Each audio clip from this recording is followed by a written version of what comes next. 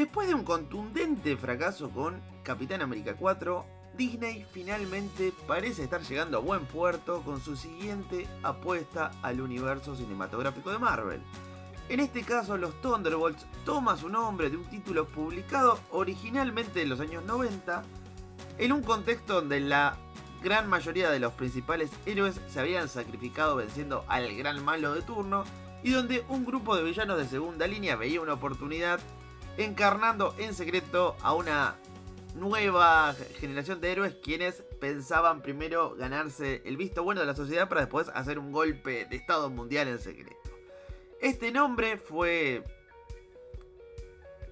rotando en diferentes colecciones, con diferentes enfoques a lo largo de los años, volviéndose a lo último más un rejunte de antihéroes que de villanos. Y un poco esta es la idea con la que trabaja esta versión, pudiendo ver personajes secundarios de las películas más recientes del estudio, donde claramente ninguno es un villano per se. Bueno, ahora les voy a leer este artículo del portal Cinemas Comics, donde cuentan un poco los vaivienes de esta producción, cuánto fue el presupuesto y cuánto es lo que se estima que va a juntar. Marvel lo necesitaba y Thunderbolts lo va a conseguir.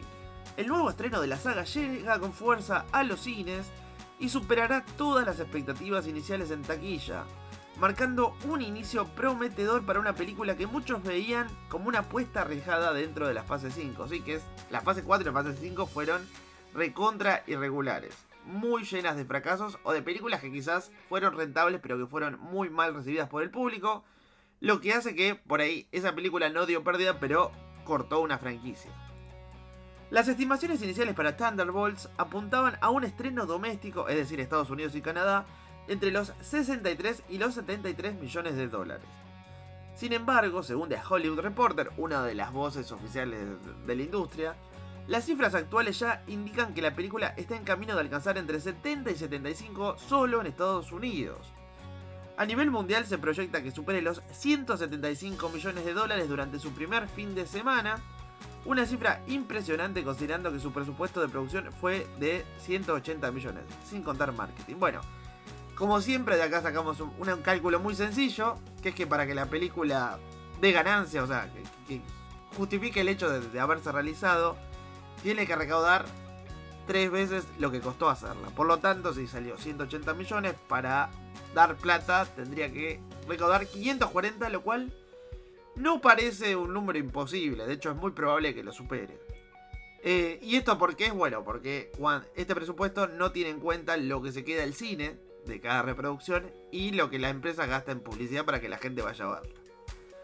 Por lo que no solo será rentable, sino que además podría alcanzar cifras superiores a los 800 millones en su recorrido en cines. Sí, de hecho la gente después de Deadpool y Wolverine quedó con muchísimas ganas de más. Así que una película por ahí con un toque un poco menos infantil, con violencia, con acción, con personajes carismáticos, estaría justo dando en la tecla de lo que la gente quiere ver.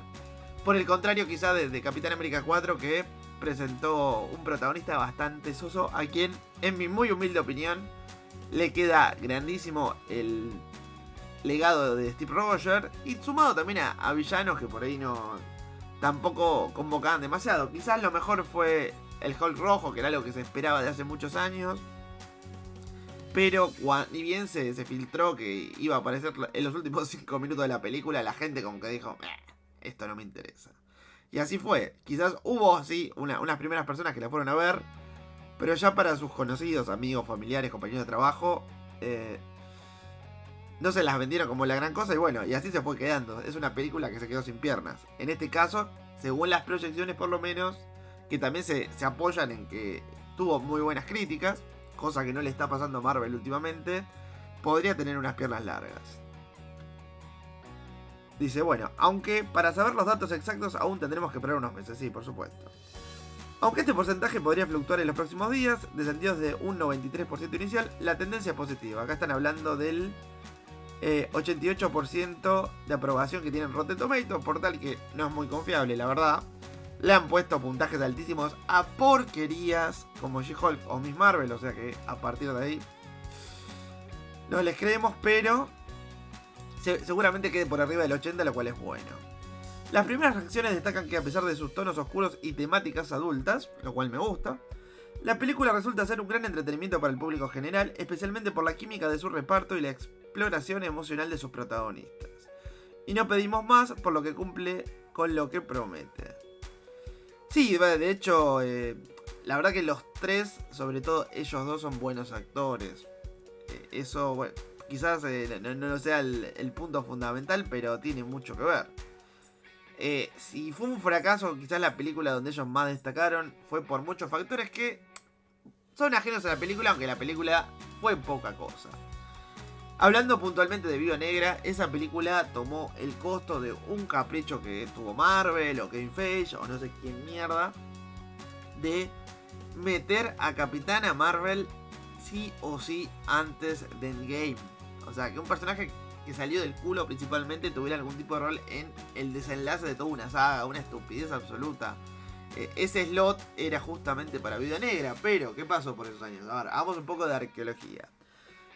A la película de Wonder Woman, la primera, le había ido muy bien. La verdad que la versión de Gal Gadot había pegado bien en el público y Marvel sintió que necesitaba ese tipo de representación femenina dentro de los Vengadores, porque si bien había personajes populares interpretados por actrices, caso Viuda Negra, caso Bruja Escarlata, ninguna tenía ese rol de centralidad que sí posee Wonder Woman, siendo parte indiscutible de la trinidad de la editorial.